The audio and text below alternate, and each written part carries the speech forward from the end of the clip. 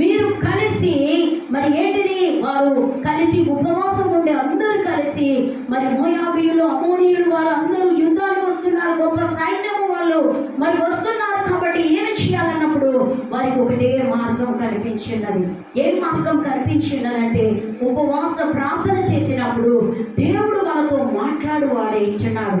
కాబట్టి మనం ఏమి చేయాలి అని అంటే ఉపవాసము కూడుకొని మనము ప్రార్థన చేస్తామని ఆ యొక్క వారందరూ ఆ దేశం వారందరూ కలిసి మరి ప్రార్థన చేయడం ప్రారంభించినప్పుడు మరి అంటున్నాడు, దేవాతి దేవుడు అంటున్నాడు, నీవు భయపడకుము. మరి మీరు యుద్ధాన్ని చూసి నువ్వు భయపడకండి, మీరు జడియకండి. నేను మరి మీరు ఈ దినమున కాదు, మరి నేను ఒక దినమును మీకు రేపటి దినమని ఇస్తాను. నువ్వు శత్రువును చూసి భయపడకు, అపవాదిని చూసి భయపడకు, నిన్ను బెదిరించే వారిని చూసి భయపడకు, నిన్ను ఏమైనా చెయ్యి వారిని చూసి నువ్వు భయపడకు. దేవుడు సర్వోన్నతుడైన దేవుడు మనతో ఉన్నాడు. నువ్వు అనుకున్నట్లయితే ఆయన నీతోనే ఉంటాడు, నీలోనే ఉంటాడు. హల్లెలూయా, హల్లెలూయా. కాబట్టి మీరు భయపడకండి, చేయకండి. కాబట్టి నేను మీతో మీ పక్షంగా నేను యుద్ధం చేస్తాను. హల్లెలూయా, హల్లెలూయా. మన దేవుడు మన పక్షంగా ఉండి యుద్ధం చేయవాడు. యుద్ధము యెహోవాదే, యుద్ధము యెహోవాదే ఎంచున్నాడు. యుద్ధము చేయవాడు దేవుడే ఎంచున్నాడు, మనము కాదు. మనం ఏ పాటి వారము, అంతేనా? ఒకసారి ఆలోచించండి. శత్రువులను చూసి నువ్వు భయపడకు. ఎందుకు భయపడుతున్నావు? నేను నీలో ఉన్నాను, నీతో ఉన్నాను, భయపడకు మరి దేవుడు హామీ ఇస్తున్నాడు. ప్రేమికులారా, నీవు ఏంటిది? నువ్వు కేవలం దేవుని యందు విశ్వాసం నుంచి రావాలి. నీవు భయపడకుండా, ప్రభువా నీ సన్నిధికి నేను వస్తున్నాను, నీవు నాకు సహాయం చేయ, యుద్ధము నీవే చేయ, నా పక్షం నుండి నీవు మాట్లాడు ప్రభువా. ఎన్నో సందర్భాల్లో నా విషయంలో కూడా దేవుడు మాట్లాడి అన్నాడు. ప్రేమికులారా, అవును, నీతో నాతో కూడా మాట్లాడాలి అంటే నీవు దేవుని చేతికి సరెండర్ కావాలి. మన జీవితం దేవుని చేతికి అప్పగింపబడాలి. అప్పుడే దేవుడు మనతో మాట్లాడుతూ ఉంటాడు. ఏ కీడు అపాయము రాకుండా మనకు తోడుగా ఉంటాడు. మనము ఆ యొక్క శత్రువు భయం లేకుండా నిశ్చితంగా మరి ఏంటిదండి, మంచి నిద్రను భయమును లేకుండా మనకిస్తాడు.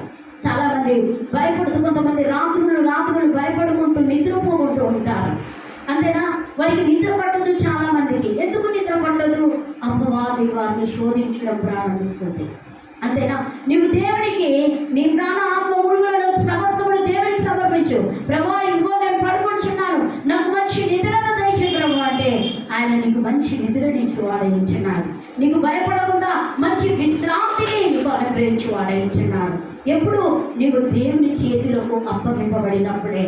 అంతేనా? నీ హృదయం దేవునికి సమర్పించినప్పుడే దేవుడు నీకు నెమ్మది మనశ్శాంతిని అనుగ్రహించి వాడయించున్నాడు. కాబట్టి చాలా మంది దేవునికి హృదయమును సమర్పించరు, మనసును సమర్పించరు, ఏది సమర్పించకుండా దేవుడు నా కార్యాలు చేయాలంటే ఏంటిది? రెడీమేడా ఏమన్నా?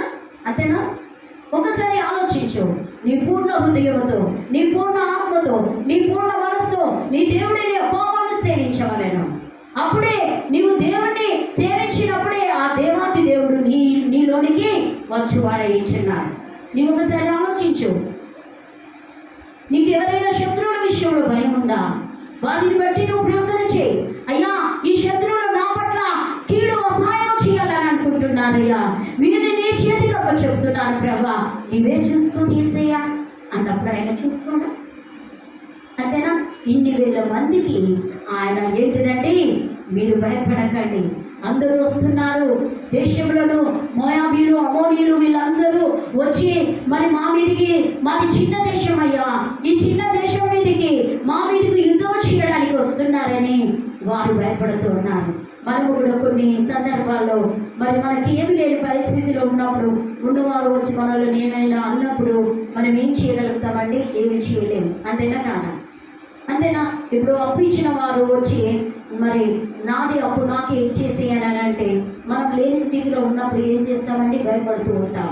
అంతేనా? వాళ్ళకి భయపడుతూ ఉంటాం. అయ్యో మీరు అప్పు అడుగుతున్నారు కదా, మీరు డబ్బులు అడుగుతున్నారు, మరి ఎలా అని అడుగుతూ మనము భయపడుతూ ఉంటాం. ఎందుకంటే వారు ఎప్పుడు వచ్చి అడుగుతారో తెలియదు. మన దగ్గర ఏమీ పరిస్థితి లేని స్థితి ఉంది. ఎలా అన్నప్పుడు దేవుడి వారిని ఆపివేయగలిగిన సమర్థుడు. హల్లెలూయా, హల్లెలూయా. ఎందుకంటే అలాంటి సంఘటనలు నా జీవితంలో కూడా ఎన్నో జరిగి ఉన్నాయి. దేవుని దగ్గర ప్రార్థన చేసి ఉన్నాను, అయ్యా ఈ పరిస్థితిలో ఉన్నాను, మరి నీవే అనుకూలించి ప్రభా, నువ్వు నాకు సహాయం చేయి, మరి నా దగ్గర ఏమీ కూడా లేదు అన్నప్పుడు దేవుడు ఎన్నోసార్లు సహాయం చేయవాడు చేసి ఉన్నాడు. మరి మాకు ఈఎంఐల విషయంలో కూడా ఎన్నోసార్లు మాకు ఆయన తోడుగా ఉండి అన్ని విషయాల్లో కట్టడానికి ఆయన కృపను మాకు అనుగ్రహించిన దేవుడు. నీకు కూడా అలా చేయాలంటే దేవుని మాటలు మరి లోబడి ఉపవాసం ఉండి ప్రార్థన చేయడం నేర్చుకో. ఒక్క 10 నిమిషాలు, ఒక 5 నిమిషాలు దేవుడికి కేటాయించు, మోకరించి ప్రార్థన చేయి. ప్రభా, నా పరిస్థితి ఈ విధంగా ఉందయ్యా, మరి నీవు నాకు సహాయం చేయ్యా అన్నప్పుడు దేవుడు తప్పకుండా ఆయన నీకు సహాయం చేసి ఆయన నిన్ను శత్రువుల బాధ నుండి, ఆర్థిక సమస్యల నుండి, అప్పుల సమస్యల నుండి, మరి ఇంకా ఏంటిదండి అన్నిటి నుండి ఆయన నిన్ను విడిపించువాడేస్తున్నాడు. హల్లెలూయా, హల్లెలూయా. కాబట్టి ఇక్కడ అంటున్నాడు చూడండి, ఏమనంటున్నాడు, భయపడుకుని జడయకుడి, యుద్ధము మీది కాదు, మీరు పగ తీర్చుట నా వంతు, మీ వంతు కాదు. అంతేనా? భయపడతామా? భయపడమా? కొన్ని విషయాల్లో మనం భయపడుతూ ఉంటాం. ఏదైనా వ్యాధి వచ్చినప్పుడు, ఏదైనా బలహీనత వచ్చినప్పుడు, ఒకవేళ మనకు యాంటీగా ఉన్నవారు ఎవరైనా వ్యక్తులు మనకు ఒప్పడినప్పుడు మనం ఏం చేస్తాం? భయపడతాం. వాళ్ళు ఒప్పడ్డారు కదా, ఏమైపోతుంది అని భయపడుతూ ఉంటాం. భయపడకండి అని చెప్తున్నాను. మీరెందుకు భయపడుతున్నారు? నేను మీతో ఉన్నాను కదా. వాళ్ళు ఏం చేయగలుగుతారు? నేను మీలో ఉన్న తర్వాత వాళ్ళు ఏం చేయగలుగుతారు? ఏమీ కూడా చేయరు. ఎందుకంటే యేసయ్య మనతో ఉన్నారు. ఆయన మన కొరకు ప్రాణాలు తెచ్చున్నాడు, మన కొరకు రక్తాన్ని చెల్లించున్నాడు, మనలను రక్షించడానికి అపవాదితో పోరాడి గెలిచి ఉన్నాడు. కాబట్టి మనకు విడుదల దేవుడు ఇచ్చున్నాడు. మనం ఎందుకు భయపడాలి? ఇక్కడ కూడా పాత నిబంధనలో అందుకోసమే యెహోషాపాతుతో అంటున్నాడు, మీది కాదయ్యా యుద్ధము, నాది, దేవుడే జరిగించును. యుద్ధము మీది కాదు, ఎవరిది? మీ దేవుడే యెహోవా జరిపించును. మరి రేపు వారి మీదికి పోవుడి, ఇప్పుడే పోకండి. కొంతమంది ఆవేశం ఆపుకోక వెళ్ళిపోతూ ఉంటారు. అంతేనా? ఆవేశం ఆపుకోక నన్ను ఇట్లా అంటారా అని తొందరపడిపోయి ప్రేమిట్లారా అనర్థాలకు గురి అవుతూ ఉంటారు. అంతేనా? ఏదైనా ఆలోచించి స్టెప్ వేయాలి, తొందరపడి చేయకూడదు. ఇంకా దేవుని బిడ్డలైతే తొందరపడి చేయకూడదు. ఏదైనా దేవుని దగ్గర ప్రార్థన చేసుకొని ముందుకు వెళ్ళాలి తప్ప, మరి నాకు జరుగుతలేదు, నాకు దేవుడు ఏం చేయట్లేదు, నాకు ఏమి ఇస్తలేడు, నేను ఇంత ప్రార్థన చేసినా ఏమి ఇస్తలేడని నువ్వు అనుకోకు. నీ కన్నీళ్ళు ఆయన కవిలిలో ఉన్నాయి. తప్పకుండా ఒకనొక రోజున దేవుడు నిన్ను ఏంటిదండి ఎత్తుకునే దేవుడు ఎంచున్నాడు. దేవుడు నిన్ను ఆశీర్వదించే దేవుడు ఎంచున్నాడు. నువ్వు ఆశీర్వదిస్తే శత్రువు కూడా తల వంచుకొని వెళ్ళిపోతుంది ప్రేమికులారా. హల్లెలూయా. కాబట్టి అందుకోసమే రేపటి దినము మీదే ఇచ్చున్నది. మీరు వెళ్ళకండి, ఈ రోజున వెళ్ళకండి, అంతేనా? ఈ రోజున వెళ్ళకండి అని చెప్తున్నాడు. చాలా మంది అంటారు, నేను వెళ్ళిపోతాను. ఎక్కడికి వెళ్ళిపోతాను చెప్పండి? దేవుని యొక్క ప్రేమికులారా, దేవుని ఆజ్ఞ లేనిది ఒక వెంట్రుకైనను తెల్లగా కాదు, నల్లగా కాదు. అంతేనా కాదా? ప్రియ సహోదరులారా, నీవు ఏంటిది మరి విషయంలో నువ్వు అన్నిటి విషయాలలో భయపడి నువ్వు తొందరపడి నిర్ణయాలు తీసుకోకూడదు. దేవుడే మనకు నిర్ణయము అనగా మరి ఆ యొక్క ఏంటిది, దేవుడే మనకు నిర్ణయాన్ని చెప్పువాడేస్తున్నాడు. నువ్వు ఏ విధంగా నడవాలి, నువ్వు ఏ విధంగా చేయాలి, నువ్వు ఏమి చేస్తే దేవుడు నిన్ను దీవిస్తాడు. ఆయన మనతో మాట్లాడువాడేయించున్నాడు, వాక్యం ద్వారా మనతో మాట్లాడువాడేయించున్నాడు. అన్ని విషయాలలో మనం భయపడి తొందరపడి మనకు మనుషులతో పని కాదు, దేవునితో మనకు పని. అంతేనా? దేవునితో మనకు పని. మనుషులతో పని ఉంటే మనము ఏమీ చేయలేము. అంతేనా? కాబట్టి నువ్వేం చేయాలి? యుద్ధము యెహోవాదే ఇచ్చున్నది. నీవు భయపడకుండా ముందుకు వెళ్ళడం జరగాలి. అప్పుడు అంటున్నాడు, రేపు వారి మీదికి పోవుడి. రేపు ఎవరు శత్రువుల దాడి వాళ్ళు చేయడానికి వస్తున్నారు, రేపోండి వాళ్ళ వెళ్ళకండి అని యెహోషువపాతుతో మరి ఆ రాజుతో చెప్తూ ఉన్నప్పుడు ఆయన అంటున్నాడు, మరి వారు జీజు అను ఎక్కుడు మార్గమున వచ్చేదాన్ని. చూడు, శత్రువు ఎక్కడికి వస్తాడు, ఎప్పుడు వస్తాడు, ఏ విధంగా లేస్తాడు, ఏ విధంగా వచ్చి మిమ్మల్ని అటాక్ చేయడానికి వస్తాడు అని ప్రియమిట్లారా దేవుడైన తండ్రి అయిన దేవుడు చెప్తున్నాడు. వాళ్ళు ఫలాని టైంలో వాళ్ళు అనుకొని వస్తున్నారు కాబట్టి జీజు అనే మార్గంలో వాళ్ళు ఉంటారు, మీరు వెళ్ళండి, అటాక్ చేయండి అని చెప్తున్నాడు. హల్లెలూయా. చప్పట్లు కొట్టి దేవుని మహిమపరుస్తాం గట్టిగా. అంతటి శక్తివంతుడైన దేవుణ్ణి మనము ఆరాధిస్తూ ఉన్నాం. ఒక్కసారి ఆలోచించండి. ఇక చూడండి ఏమంటున్నాడు, మరి ఆయన ఏమని చెప్తున్నాడు అంటే, జీజు అను ఎక్కుడు మార్గంలో వచ్చేదరు, మీరు యోరు వేలు అరణ్యం ముందరనున్న వాగు కోన దగ్గర వారిని కనుగొందురు. ఈ యుద్ధంలో మీరు పోట్లాడవలసిన నిమిత్తము లేదు. మీరు యుద్ధం చేయకండి, మీరు పోట్లాడని అవసరం లేదు, కొట్టుకొని చంపుకోవడం అవసరం లేదు. యుద్ధము యెహోవాది, యుద్ధము చేయవాడని నేను, శత్రువులను జయించు వాడను నేను, మీకు సహాయం చేయవాడను నేను అయ్యుంచున్నాను. కాబట్టి మీరు పోట్లాడవలసిన అవసరం లేదు, గల్లలు పట్టుకొని కొట్టుకునే అవసరం లేదు. దేవుని యొక్క ఏంటిదండి, సైలెంట్గా ఉంటాయి దేవుని పనులు, తెలియదు దేవుని యొక్క పనులు. కాబట్టి ఆయన సైలెంట్గా చేయవాడై ఉంటున్నాడు. మీరు కొట్లాడాలు గలలు, నన్ను ఇట్లా అంటున్నారా, మీరు ఇట్లా అంటున్నారా, మీరు మా దేశం మీదకి వస్తున్నారా అని కొట్టుకొని నెఫెన్స్తో పట్టుకొని షూట్ చేసుకోవడం కాదు. నేనున్నాను కదా, నేను ఏ విధంగా చేయాలో నేను చేయగలిగిన సమర్థుడను. హల్లెలూయా, హల్లెలూయా. కాబట్టి ఏమని అంటున్నాడంటే, మీరు పోట్లాడని అవసరము నిమిత్తము లేదు. యూదా వారలారా, యెరూషలేము వారలా, మీరు యుద్ధ పంక్తులు కూర్చుండి తీర్చి నిలువబడి ఉండుడి. మీరు ఏం చేయాలట, యుద్ధ పంక్తులుగా మరి ఉండి మీరు నిలవబడి ఉండండి. మీతో కూడా నున్న యెహోవా దయచేయు రక్షణను మీరు చూచెదరు. భయపడకుడి, జడయకుడి, రేపు వారి మీదికి పోవుడి, యెహోవా మీతో మరి కూడా ఉండును. అప్పుడు యెహోషాపాతు సాష్టాంగ నమస్కారం చేసి యూదా వారును యెరూషలేము కాపురస్తులను యెహోవా సన్నిధిలో సాగిలపడి నమస్కారం చేసి ఉన్నారు. హల్లెలూయా. చూసారా ప్రేమికులారా, ఎంత మంచిగా చెప్తున్నాడు దేవుడు. యెహోవా, నేను మీతో వస్తున్నాను. దేవుడిగా వారితో వెళ్ళినప్పటికీ ఎందుకు భయం? అంతేనా?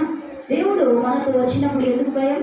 యుద్ధము నేను చేస్తాను. కాబట్టి ప్రేమికులారా, యుద్ధము యెహోవా చేయవాడు, ఆయన మహిమ అక్కడ కనపరుచుకొని ఉన్నాడు. కాబట్టి నీవు నేను కూడా ఈ యొక్క 4వ వచనం యోహాను సువార్త నేను ముగిస్తాను, చాలా లేట్ అయింది. మరి 11వ అధ్యాయం 4వ వచనము మనము ఇక్కడ యెహోషాపాతు యుద్ధము మరి ఎవరు చేశారని, దేవాతి దేవుడు యుద్ధము చేసి ఉన్నాడు, మనుషులు మరి చేయలేదు. కాబట్టి మరి కేవలము మీరు ఈ దినమును వెళ్ళండి అన్నప్పుడు, దేవుడి మాటకు లోబడి వెళ్ళినప్పుడు యుద్ధము దేవుడు చేసి ఉన్నాడు. కాబట్టి అక్కడ మరి వారి మీద మరి ఏంటిదండి, విజయం పొందుకొని ఉన్నారు. అదేవిధంగా 11వ అధ్యాయం యోహాను సువార్త 11వ అధ్యాయము 4వ వచనం చదువు. 11:4 వచనము. 11వ వచనం 4వ వచనం కదా. ఒక్క నిమిషం. యేసు అది విని, ఈ వ్యాధి మరణము కొరకు వచ్చినది కాదు కానీ దేవుని కుమారుడు దాని వలన మహిమపరచబడినట్లు దేవుని మహిమ కొరకు వచ్చినది. ఈ యొక్క లాజరస్ చనిపోయి ఉన్నాడు కదా, మరి చనిపోయినప్పుడు ప్రేమిట్లారా అక్కడ దేవుడు ఉండాలంటే ఉండడా బెతనియా గ్రామంలో? కానీ ప్రేమిట్లారా యేసయ్య మరి వేరే చోటికి వెళ్ళి ఉన్నాడు. మరి ఈయన చనిపోయిన 4 రోజుల తర్వాత యేసు ప్రభుకు మార్త తెలిసిన తర్వాత మార్త వెళ్ళి చెప్పి ఉన్నప్పుడు, చనిపోయి ఉన్నాడు అన్నప్పుడు 4 రోజులైతుంది యేసయ్య అని చెప్పినప్పుడు యేసయ్య అన్నాడు, మరి ఏంటిది, ఆయన సమాధి యొద్దకు మరి తీసుకొని వెళ్ళండి అన్నప్పుడు యేసయ్యను సమాధి యొద్దకు తీసుకొని వచ్చినప్పుడు ఇక్కడ అంటున్నాడు, ఈ యొక్క వ్యాధి ఎందుకు వచ్చిండదంటే, అయ్యా ఎందుకు చనిపోయి ఉన్నాడు అంటే, ఈ వ్యాధి మరణం కొరకు వచ్చినది కాదు, ఈ వ్యాధి చనిపోవడానికి వచ్చినది కాదు, కానీ దేవుని యొక్క కుమారుడు దాని వలన మహిమ పొందుకోవడానికే ఈ యొక్క వ్యాధి వచ్చి ఉన్నది. హల్లెలూయా. ఏంటిదట ఈ వ్యాధి వచ్చి ఉన్నదంటే ఈయన చనిపోయి ఉన్నాడంటే ఈయన కొరకు మరణము కొరకు కాదు, కానీ ఈ వ్యాధి వచ్చి ఉన్నది దేవుని యొక్క మహిమపరచడానికి. కుమారుడు మహిమపరచబడినట్లు దేవుడు ఈ యొక్క ఏంటిదండి దేవుని మహిమ కొరకు వచ్చి ఉన్నది అని చెప్తున్నాడు యేసు. ఇక్కడ చూడండి, అందుకోసమే అంటున్నాడు, నీవు నమ్ముట నీ వలనైతే నమ్ము వానికి సమస్తము సాధ్యమైంచున్నాడు. మరి నేనే పునరుత్థానమును జీవమును నేనే ఉన్నాను. నా యందు విశ్వాసం ఉంచువాడు చనిపోయినను తిరిగి బ్రతుకుతాడు. కాబట్టి ప్రియబిడ్డలారా, దేవుని యందు విశ్వాసం ఉంచి మరి చాలా మంది కూడా చూసినట్లయితే మనం కొన్ని రెఫరెన్స్ చూసినట్లయితే 1వ అధ్యాయము యోహాను సువార్త 1వ అధ్యాయము 14వ వచనం చదవను. యోహాను సువార్త 1వ అధ్యాయం 14వ వచనం చదువు. ఆ వాక్యము శరీరధారి అయి కృపా సత్య సంపూర్ణుడుగా మన మధ్య నివసించెను. తండ్రి వలన అద్వితీయ కుమారుని యందు మహిమ వలనే చూసారా, ఇక్కడ ఏంటిదట వాక్యము శరీరధారిగా వచ్చి ఉన్నది, కృపా సత్య సంపూర్ణుడుగా మన మధ్యలో నివసించి ఉన్నాడు యేసయ్య. కాబట్టి ఈ యొక్క మరి మన మధ్య నివసించేడు తండ్రి వలన కలిగిన అద్వితీయ కుమారుడు. ఈ యొక్క తండ్రి అయిన దేవుడు కుమారుని లోకానికి పంపించిన అద్వితీయ కుమారుడు ఎంచున్నాడు. ఆయన మహిమ వలననే మనము మహిమను కనుగొని ఉన్నాము. కాబట్టి ఇంకోటి నేను చెప్తున్నాను, యోహాను సువార్త 9వ అధ్యాయము 3వ వచనం చూస్తుందా. యోహాను సువార్త 9వ అధ్యాయం 3వ వచనం చదువుదాం. 9:3 వచనం.